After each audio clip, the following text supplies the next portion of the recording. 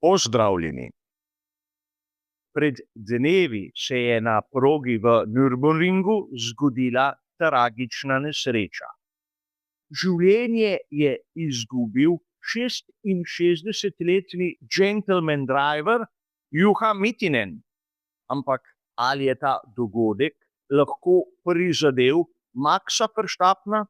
O tem in še marsičem drugim, kot običajno v naslednjih minutah.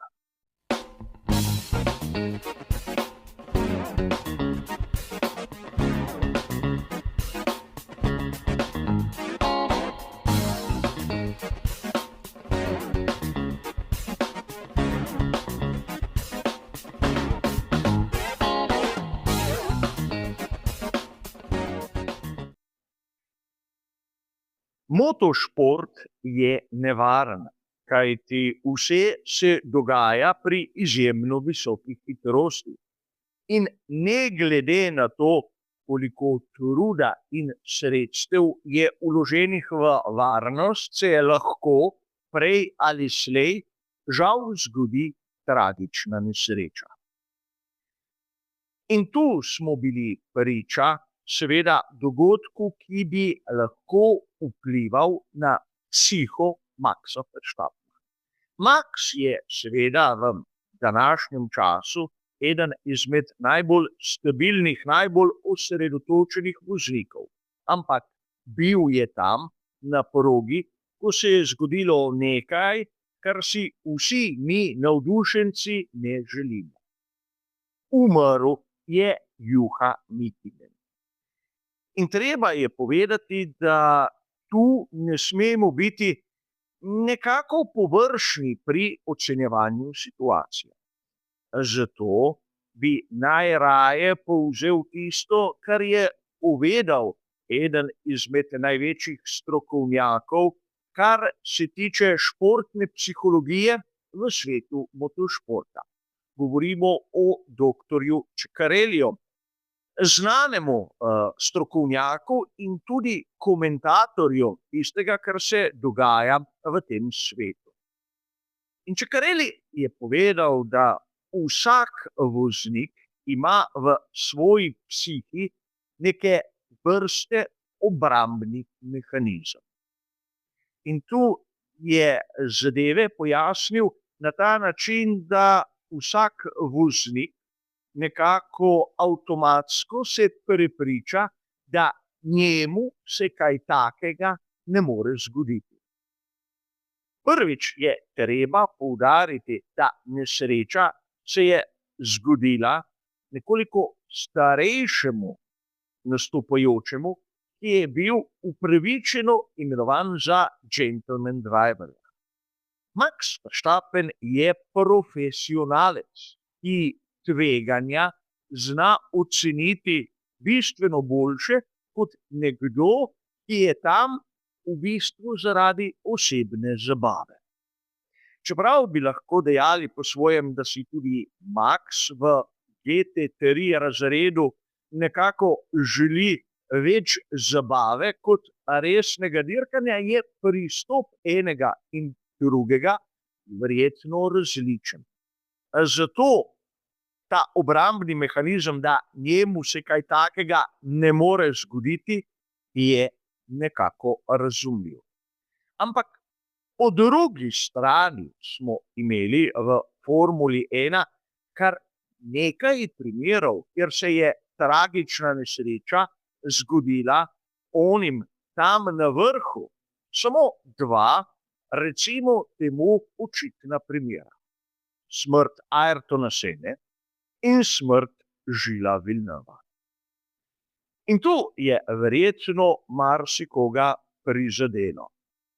Ampak treba je povedati, da že sam René Arnoux je dejal, da leta 1982 je smrt Villeneuva prizadela, naslednji dan je bil pa že pripravljen na dirko. Torej, tudi v primeru, da se kaj takega zgodi nekomu, ki ti je blizu, te ne potre tako, kot bi si lahko mi, navadni smrtniki, predstavljali. Lep primer, ki je malce bližje nam, je tisti, ki ga vidimo vsako leto, ko se organizira dirka za veliko nagrado Belgije na progi v Spali. Pierre Gasly se pokloni svojemu tragično preminulemu prijatelju Antoinu Hubertju. In tu se lahko sedaj sprašujemo, kako lahko Pierre Gasly gre na polno prav tam, kjer je umrl nekdo, ki mu je bil blizu. Namreč Hubert ni bil neke vrste kolega ali pa recimo temu sošolec Gaslyja v nekem programu.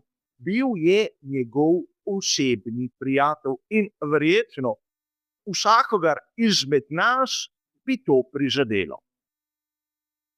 Primer iz preteklosti, ki pa je lahko še danes aktualen. Mnogokrat na kanalu smo omenili Elija De Angelisa in njegovo prijateljstvo z Kekejem Rosbergom. In prav Keke Rosberg je tisti, ki je dejal, da ima dovolj v trenutku, ko je umrl njegov prijatelj De Angelis. Čeprav na progi to prijateljstvo ni bilo razvidno, izven proge sta bila kljub popolnoma različnima karakterjema v bistvu izjemno blizu, izjemno skupaj. Tudi Carlos Reutemann se je ustavil leta 1982 brez nekega vidnega razloga. Po drugi strani ne smemo pozabiti na enega izmed najbolj zanimivih, ampak žal pozabljenih junakov Formule 1. Govorim o Patricku Depailleju. Patrick Depailler je točno predvidel tisto tveganje, ki je bilo pred njim, in zavestno se je spustil marsikdaj v izjemno tvegana početja. Kdaj se zadeve niso obrnile tako, kot si je želel sam. Spomnimo se, kako je malodane izgubil nogo po nesreči z jadralnim zmajem, in tudi njegova tragična smrt je bila povezana prav s to kalkulacijo tveganja. Namreč takrat pri ekipi Alfa Romeo so imeli bolid nad tisto dovoljeno maso, bistveno preveč kilogramov je imel, in Depailler je dejal, da bo shujšal on, in zaradi tega, ker je bil morda dehidriran, se je zgodila tudi tista tragična nesreča, kjer je izgubil življenje. Ampak tu, da bi lahko mi, navdušenci, malo bolje razumeli voznike Formule 1, smo zopet izgubili lepo priložnost. V Sloveniji smo imeli priložnost videti Davida Coultharda. In verjetno naši novinarji, ki so imeli možnost stopiti z njim v kontakt, niso znali vprašati nič drugega kot ona standardna, malo, da že ne patetična vprašanja o tem, kako se počuti, kaj se mu zdi naša država in če uživa v bivanju pri nas. Ampak zapomnimo si nekaj, David Coulthard je resen profesionalec, ki se je dokazal v svetu Formule 1. Bil je ne samo pri Red Bullu in McLarenu, ampak tudi pri ekipi Williams. Prav on je nasledil Ayrtona Senno, ko se je ta smrtno ponesrečil na progi v Imoli. In sedaj vprašanje, ki bi mu ga jaz postavil, je naslednje. Kako se je počutil, ko so mu dali priložnost nastopiti v Formuli 1, ampak z projektom, ki bi lahko bil potencialno nevaren? In tu verjetno bi lahko mi dobili nek odgovor, ki nam bi pokazal psiho voznika Formule 1 v čisto drugačni luči. Namreč po eni strani so tudi vozniki ljudje, ker jih logično smrt pride izjemno blizu, po drugi strani se morajo vesti, kot da jih to ne prizadene. In tu ostaja odprtih ogromno vprašanj, ampak strinjam se, da vsak, ki se ukvarja z motošportom, mora imeti v glavi kar nekaj obrambnih mehanizmov. Nesreče se lahko zgodijo dobesedno takoj in posledice so lahko tragične. Ampak to ne pomeni, da voznik, ukolikor želi biti uspešen, ne bo šel na polno. V trenutku, ko odkrije, da ni sposoben več iti na polno, iti do tiste meje, je prav, da se upokoji, kot je na primer storil Rosberg ali pa Reutemann. A o njunih zgodbah kaj več, kdaj drugič. Za danes bo to vse. Hvala za vašo pozornost in nasvidenje.